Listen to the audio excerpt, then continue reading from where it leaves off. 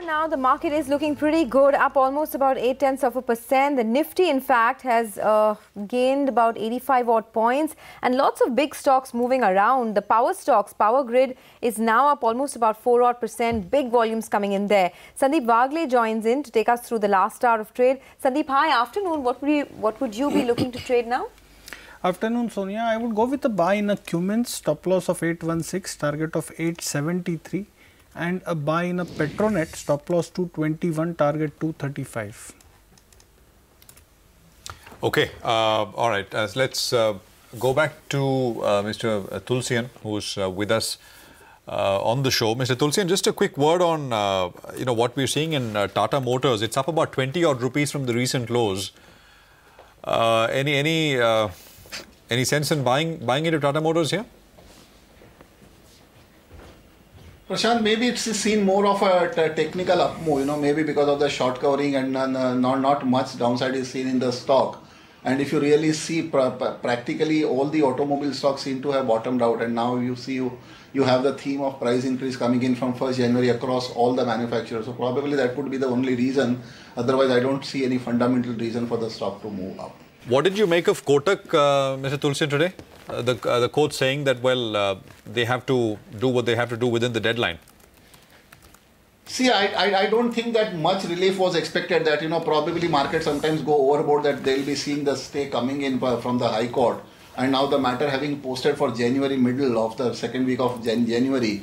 So I think this is more of a status quo kind of things. And I honestly, which I have been, in fact, saying for last maybe couple of months, that I don't see this such a serious thing, even if the stake dilution does not happen, because things are not going to be seen to be severely adverse for the bank per se. Because as such, if you really take a call now, no banks are, and more especially the old ones like HDFC Bank, Kotak Bank, IndusInd Bank, they are not keen for the branch expansion, and I don't think that any kind of revision in the pay package and all sort of things are going to hamper.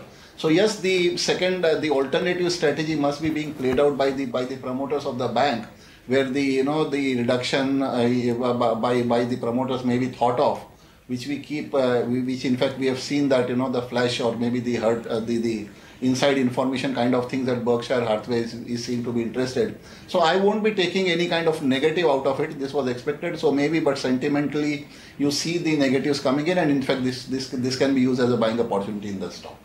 Okay, well, on Tata Motors, of course, there is news that the company is all set to cut thousands of jobs in the new year. So up to 5,000 positions could be cut down in terms of employees, because they have a £2.5 billion cost-saving plan as well. Ever since that news came out, the stock has moved up. But remember, the stock has halved over the last 6 months. So, it could also just be some amount of pullback from the lows. But Mr. Tulsian, I also wanted to ask you, we did speak about how some of these power stocks would move. The trading move has played out. So Power Grid, NTPC, etc. Are still up about 3.5 to 4 odd percent. From a fundamental perspective, would you stay away from these stocks in the new year?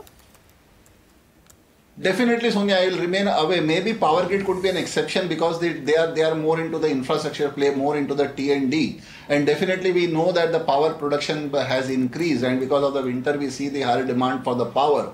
So that could be seen as a positive, that yes, Power Grid is seen beneficiary. But if I take a call on the power generations, more especially on the thermal power, I don't see any respite seen really coming in. So I won't be taking a call, because you need to differentiate between. On the contrary, maybe in fact gas stocks today are seen to be quite positive and behaving quite well.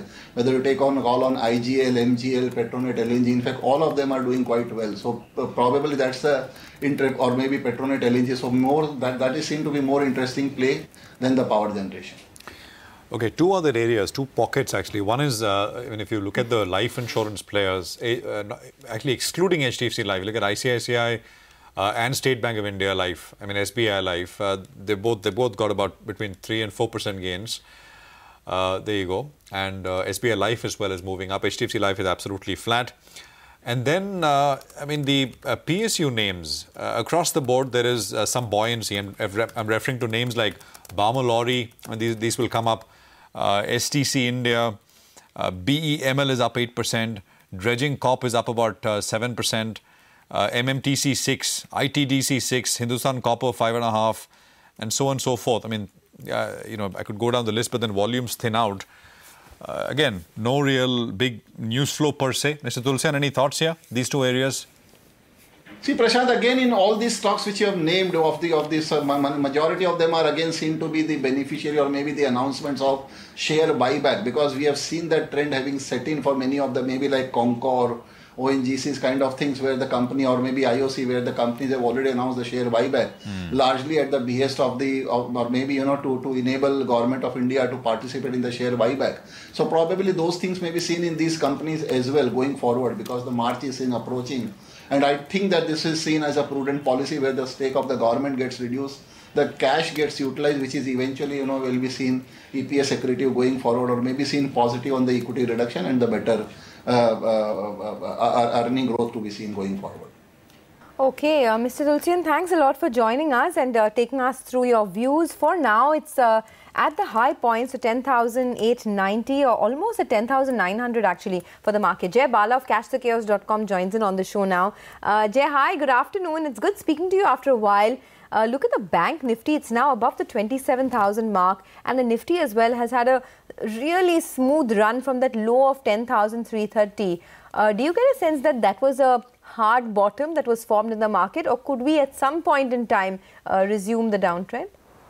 Yeah, good afternoon, Sonia. That was a perfect expectation on my side. In fact, we went back to my November 30th interaction with CNBC TV 18. I had said exactly this. The markets are at a maximum stretch for that leg of the move, and the markets we're going to see a sharp decline somewhere to the region of 10,440 to 10,300. The markets have bottomed at 10,330. This is actually a higher low for the market, and the markets, in the last few sessions are consolidating in a bullish fashion and in a sideways fashion. So, pointing to the banking index key level comes in around about 27,100. Once that is taken out, you're going to see more upsides come through. The equivalent level for the Nifty is about 10,940. So once that's taken out, we're going to see a psychological barrier of 11,000 get taken out for the index. So the markets are bullishly poised, and from a medium-term perspective, I'm expecting the markets to scale record highs.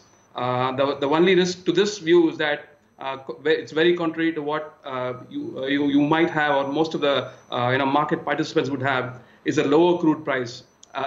In the last 20 years, I've not seen one bullish phase of the market where the crude have trended lower. So we don't want to see any further decline in crude prices. We want it to trend higher. The risk to the bullish phase is lower crude price. Okay, that is interesting. And absolutely true as well, right? I mean, some of the biggest runs in the market have been accompanied by overall strength in other asset classes, including crude oil as well. So Jay is saying the risk actually is that that crude continues to fall, and we don't want to see that. If that's the risk to his view, that the market's headed to all-time highs. Jay, so how do you trade this? Go long, keep trailing stops? What's the way to do it? Yeah, you don't let go of the positions. If you are lucky to get on around the 10,500, 10,400 odd marks, I don't think the markets are going to go back to those levels. In fact, the markets are surprising positively on the higher side. So yes, keep trailing stops about 10,640 and hold on to these markets, and whatever positions you got in end of November and early December, those prices are not going to be seen for a few weeks from now.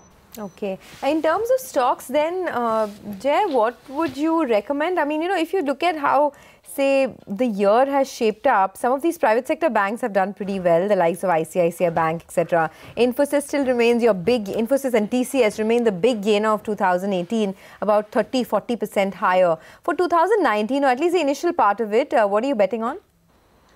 See, last time I said, in fact, last couple of times I said the Nifty IT has put in a very important low, and it's trending higher. One of my positive views in today is the mid-cap IT name, NIT Tech. I'm expecting it to scale record highs. If not, okay, I'm being a bit conservative. If not record highs, at least 1,400. The pockets of the market which were not firing, or the troubled pockets like the financials, like the Tata Motors and those stocks which had trouble, they are actually starting to fire. In fact, within the auto names, the rally is starting to get a bit broader. Consumption is a very strong theme. We're going to see record highs come through for HUL. It's already put in an intraday high. We're going to see further record highs for it post a pullback.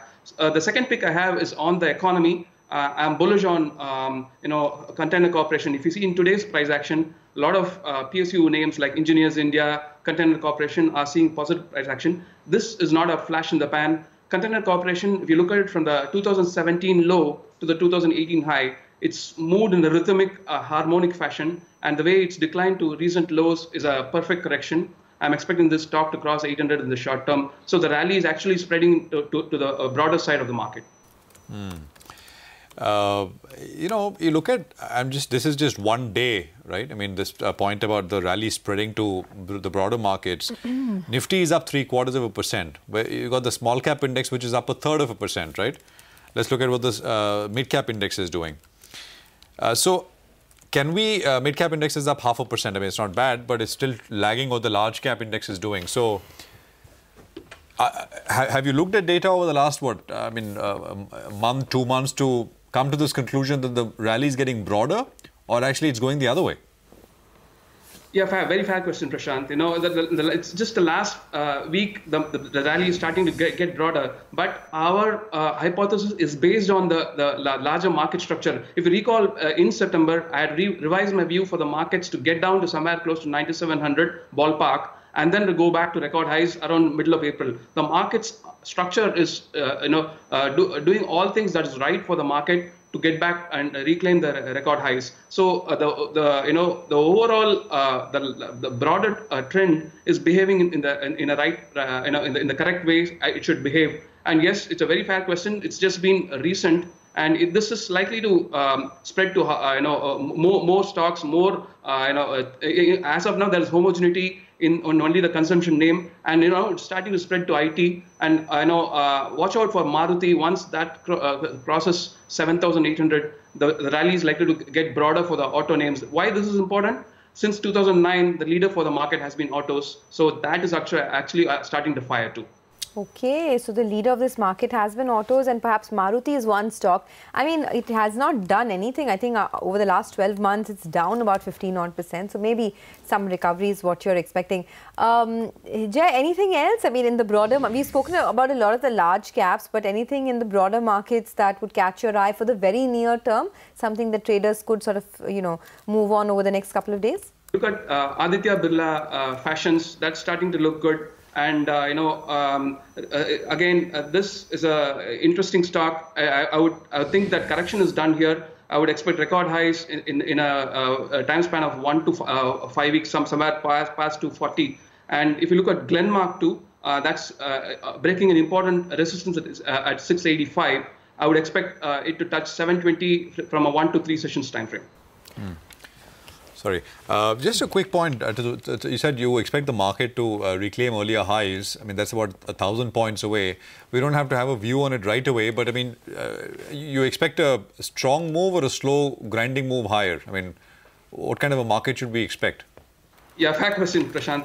You're hitting the right points. I think the markets are going to surprise in a positive way and probably leave behind a lot of people. So it's going to be probably a quick move. And I would expect from a global triggers perspective, I think today is probably going to be one of the last few negative sessions for the US markets. And from then on, I think the US markets are also going to start firing. In fact, the reason why I'm talking about this is because I was expecting this market to pull back even a little more further down, somewhere close to 10,640. But the market is refusing to do that. It's consolidating in a sideways fashion. That is actually giving a signal that it could go past 11,000 mark in a quicker fashion than anticipated. Okay, well, Jay, always a pleasure speaking with you. Thanks so much for joining us and giving us your views. So that's a very optimistic Jay Bala of cashthechaos.com talking about further upsides in the market. Okay, 91 points on the Nifty. So this is actually, storming the gate, so as to speak. 10,895 is where the Nifty is at. And, the market in the last, hour or so has added about 35 odd points very, very quickly. I mean, actually, it's added 30 points since the time we started, I think. And we're up 10,895. And of course, I mean, more and more stocks are starting to participate. Well, what should you do now for a reverse trade tomorrow? BTST. Sudarshan Sukhani and Mitesh Thakkar are back with us to tell you exactly that. Mitesh, let's start with you. What would you do? See, actually, I heard Sandeep mention Cummins, and that was on my buy list as well. It's moved up in the last 10-15 minutes, but let's say around 8:30, good buy with a stop at 814 for targets of 865, and Bombay Dyeing is a buy with a stop at 104. Look for a 120 kind of a target. Okay, well, Sudarshan Sukhani is also with us. Sudarshan, what would your stock ideas be? Well, they have to be on the long side, and we focus on large cap stocks because the Nifty is suggesting a higher target. Start with HDFC Bank. Consider buying HDFC Bank now for a minor target of 1960, tomorrow 1960, and a stop of 1940. Similarly, buy ICICI Bank. That's been the bank I've favored throughout the day today. Buy it for a target of 366 and a stop at 355. Okay, gentlemen, thanks very much for that. Coming back to you in a bit. 88 odd points on the Nifty. I just want to highlight one name. This is Kaya, which is sort of jumping, and how. It fell from the recent high was about 1200 or so, and from 1200 the stock basically halved. The low was about 621. On the 10th of December, I mean, just a few days back, and it's back at about almost 800 rupees, 780 plus. Kaya is what I'm talking about. So that is the stock in focus. It's up about 11.25%. Time for some market opinion. We spoke with Neelkant Mishra, Managing Director and India Equity Strategist at Credit Suisse earlier in the day. He's expecting to see a meaningful and sustainable capex recovery. Also adds that the government capex has been actually flat for the past 7 to 8 years, as against what is popularly believed. Listen in. What we found quite surprisingly, if you drill down into the GFCF, is that most of the slowdown has come from the informal sector. In fact, private corporate capex has been growing in the mid-teens, actually 14% CAGR. Contrary to consensus view that the government has been responsible for the pickup in capex, actually the government sector has been investing at the same pace for most of the last 7-8 years. So the GFCF to GDP from the government side, the public sector side, has actually been flat. So, the pickup that we are seeing is not really government. On the private corporate side, then we took a list of 12,000 companies and looked at their capex. And what was quite surprising was that the slowdown seems to be only in a few micro segments. They're not micro really. I mean, there are two segments, metals and power. And now we think that steel capex has started. Our view remains that power capex also in 2-3 years will start off. So I think that this is setting the ground for a very meaningful and sustainable recovery investment activity. Earlier, when there was a stagnation in capex, it also had slowed down a lot of bank loans to the industry, specifically, power and metals, which was at one point half of the sanctions, as you mentioned in your note. Now, how do we see that piece of the puzzle evolve? If you see the relative underperformance of the private corporate banks compared to the private retail banks, it's been staggering. And now that bulk of the problems are now known. I think many of them still have to be recognized in balance sheets, but bulk of the problems of the prior cycle are now known. And the banks are getting enormous pricing power now that the NBFCs have sort of disappeared from the space. The pricing power is coming back, so there should be net interest margin expansion. On a relative basis, they have actually really struggled and lagged the market. So that is another area where we find opportunities. The intriguing name is actually BHEL. Nobody's mentioned that name.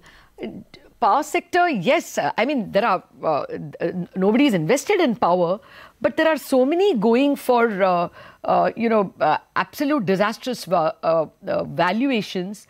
The Discom problem has not been repaired at all. Why would anyone invest in a new power company? And if they don't, why will BHEL get orders? Almost all dense forms of energy are imported. Oil, gas, metallurgical coal. The only thing you have is thermal coal and renewables. And renewables are not large enough. I mean, people think that it will solve our problem. I hope and pray it does. But on current economics, it doesn't seem to be in a position to meet our energy needs. So however unlikely or however environmentally unfriendly it may be, if you have to provide energy to people, you have to mine more coal and you have to produce more thermal power. Now, what has happened in the last, I think, year and a half or so, is that utilizations have started to pick up. You would say that, average utilization of 62-63% is nothing to be really excited about. But peak utilizations have gone up, and our demand is rising at 6%. So in 3-4 years' time, you are going to need more capacity. And if you're going to need capacity in 3-4 years, you need to start setting it up now. So we did go overweight on utilities at that time. I will not take specific stock names, but we do think that that ecosystem is unloved, underheld, and has reasonably good prospects. Actually, I wanted to talk to you, Neelkant, about your caution with respect to NBFCs. I mean, you have mentioned it several times in your report about the slowdown, etc. Where does your concern stem from then? There's no risk of cascading defaults and the whole system shutting down. But at the same time, what is happening is that there is a problem of growth. I mean, some of them have shrunk. Their balance sheets are smaller now than they were end of September. You're not saying that they don't have a future. I mean, you need massive penetration of formal finance in this economy. I think the technology changes and the excellent management teams that they exist, I think they have a great future, but not, I mean, I think we need to see a lot of correction before we embark on the next upturn. Okay, so that's the word coming in from Neelkant Mishra of Credit Suisse. He is betting big on the entire capital goods and infrastructure piece. But it's Monday, and to brighten up your Monday, we have our colleague Nigel D'Souza with our favorite segment, Mid-Cap Mania. Nigel, hi, afternoon. What's the stock in focus today? Well, before we get on the stock that's going to be in focus today, I'll just tell you the key reasons why, in fact, we have drilled down to this stock. One is that, in fact, they had a very, very good start to the year. So the first half of the year was great, but they had a shutdown in Q3. So you cannot extrapolate what they did in the first half of the year to the second half of the year. And importantly, when a company is making money, small cap company, and they're paying dividends as well, that's reasonably good for the company. Moving on, though, let's introduce the company. The company that we're talking about is Dharamshi Morarchi Chemicals Company. Market capitalization is only around 325 crores. So keep in mind, retail investors, this is not a recommendation. We're trying to educate you about the company. To run you through the revenue mix, well, they are 55% of it, 55% approximately is specialty chemicals. And the other commoditized business is basically the sulfur acid business, as well as the other boron business as well. So that's more commoditized, but a larger part of their business is the specialty chemicals business. And from the specialty chemicals business, bulk of it is exported. Nearly around 60% of that is exported. That is 30% of the total sales of the company is exported. So those are a couple of details out there. Where is it used? Basically, whatever all these chemicals that they make, textile processing, you have it in polymers, you also have it in various pharma space as well as the pigment industry. These are the industries that use what the company manufactures, be it the sulfuric acid or even the specialty chemicals business. In terms of their numbers, they started looking quite good, and that's why when I was going through various companies, this came on my radar. Now, if you look at it, the last few quarters have been very, very good. We have seen that the sales have moved higher. Even in terms of margins, they have started moving up. But the net profit as well, we're talking about a 325 crore market capitalization company. And the last couple of quarters, they've done nearly around 24 crores in terms of a net profit.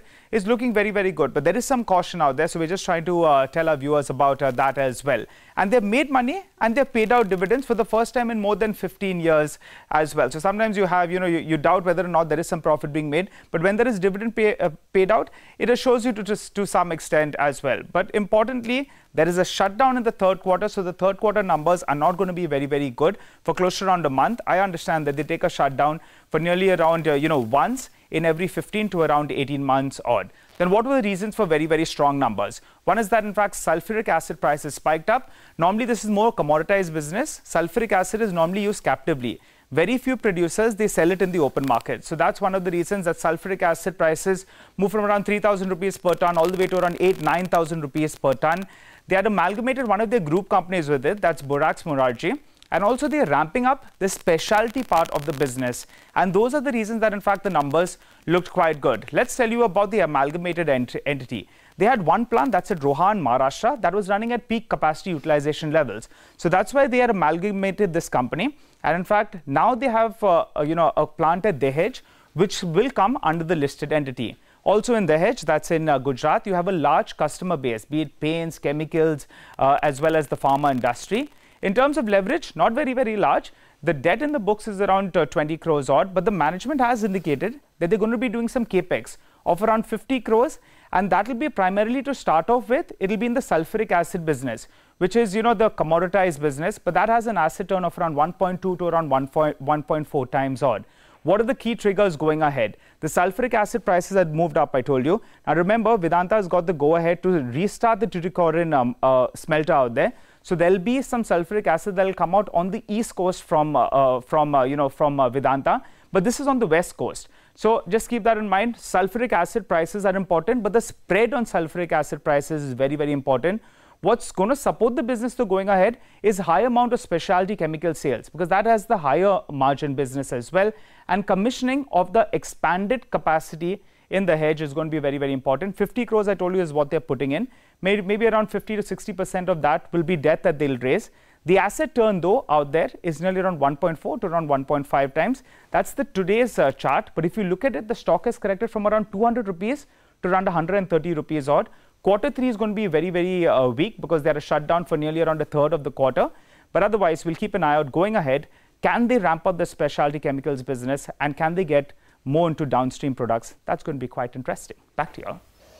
Okay, thank you for teaching us something new every week, Nigel. That's Dharamsi Morarji Chemicals. That's stock on your radar. Of course, this is just proprietary research. It is not a buy recommendation. Still going strong for the markets. So the Sensex still up almost about 275 odd points. Couple of more stocks hitting new 52-week highs. Pidilite, actually, that one's resumed its uptrend. So the chart should come up for you on Pidilite. It had dipped all the way to about 900 rupees, but now Pidilite is back close to 1200. So a lot of these consumption stocks, HUL, Pidilite, entertainment stocks like PVR hitting new highs. Look at the sudden move there. Just in the last 5 minutes on Pidilite, it sort of zoomed to the high point of trade. Mayuresh Joshi of Angel Broking joins us now to talk about all of these stocks and more. Mayuresh, I first wanted your thoughts on Tata Motors, because there are some reports doing the rounds that there's a big cost-cutting plan underway in Jaguar Land Rover. They may be letting go of a lot of their employees, etc. You think at this price the stock looks like an attractive buy? I mean, it's halved over the last 6 months. Sonia, oh yes, again, I think if those cost-cutting measures are to be assumed and believed, it is going to be something which is absolutely mandated and required, because the kind of numbers that they're posting, both in terms of the volumes that they probably reported, both on the wholesale and the retail side. And again, there are a lot of uncertainties that are still lingering around, specifically in relation to what happens with diesel, what happens with Brexit in the European area, and again in the North American market as well. So to that bit, again, I think the Chinese markets, which had been bailing them out, are also let down in terms of the softer numbers reported. So I think the cost-cutting measures, if introduced, will be of respite in terms of optimization of expenses at their balance sheet end. But a large element of where the stock might go, my own sense is that it might just consolidate. I think what you've probably seen in the stock is based on the news that we've heard at this point of time.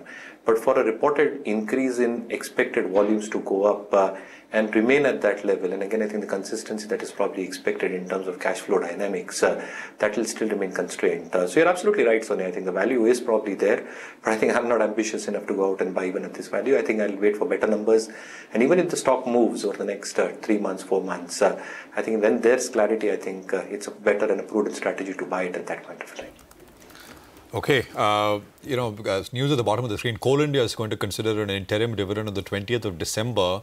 So buybacks and dividends at PSUs,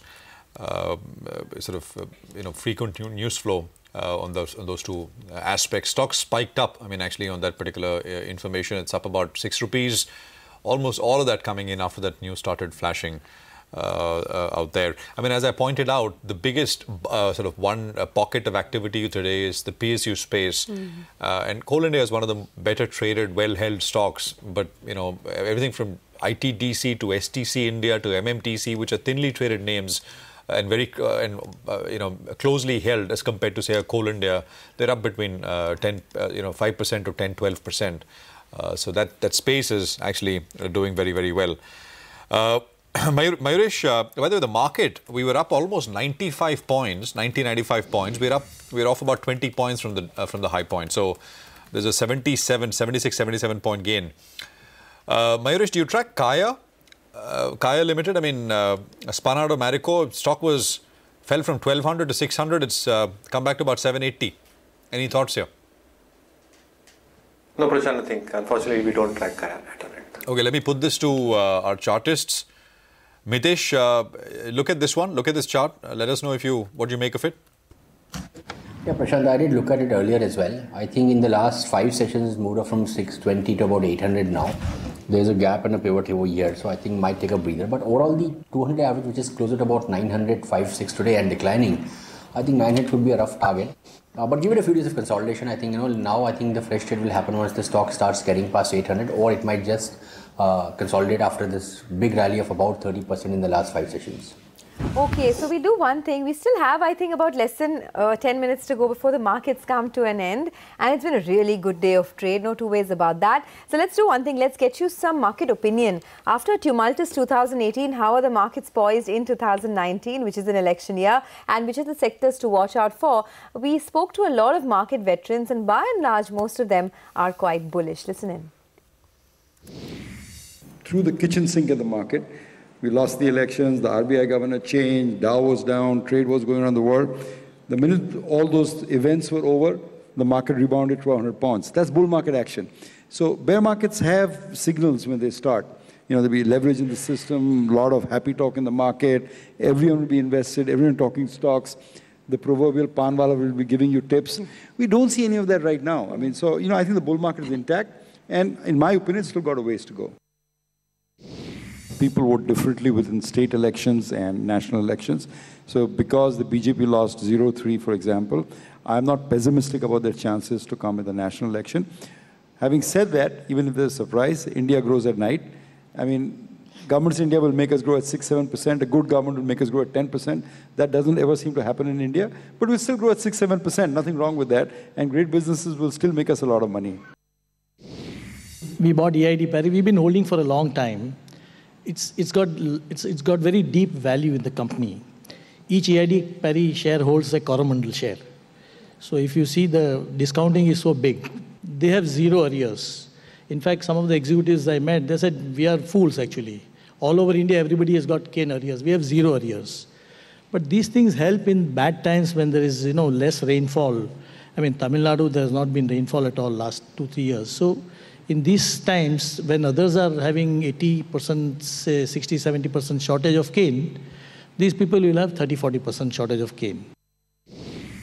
Coromandel is growing very well. Fertilizer industry, I mean, I think the problem in fertilizer, I mean, I can talk at length on that. It may be boring for everybody, but fertilizer, basically the policies have to change.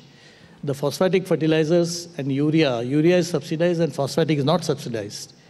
So government can do that in the first year. It's very difficult to raise the urea prices, So once that happens, this Coromandel will become a, huge story. It may happen, in the next government comes to power. From one bull market to another, the leading themes tend to change. Of course, you have the evergreen stuff like consumption, but there have been bull markets in which consumption has also done badly, and there was an opportunity there.